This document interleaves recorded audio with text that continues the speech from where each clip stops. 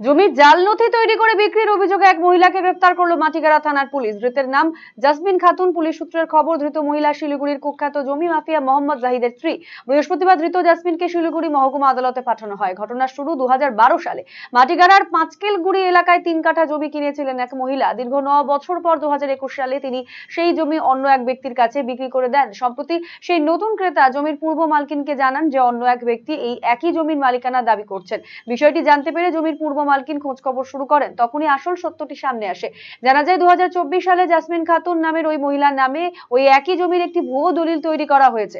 অভিযোগ, জমির আসল মালকিনের স্বাক্ষর জাল করে এবং অন্য এক অজ্ঞাত পরিচয় মহিলার ছবি ব্যবহার করে ওই 3 কাঠা জমি নিজের নামে রেজিস্ট্রি করিয়েছিলেন জাসমিন খাতুন। আর এই জালিয়াতির দলিলে সাক্ষী হিসাবে স্বাক্ষর রয়েছে জাসমিনের স্বামী তথা এলাকার কুখ্যাত জমি মাফিয়া মোহাম্মদ জাহিদের। এই চক্রের সঙ্গে আর কারা যুক্ত রয়েছে এবং মোহাম্মদ জাহিদ এই মুহূর্তে কোথায়, তার সন্ধানে তল্লাশি শুরু করেছে পুলিশ।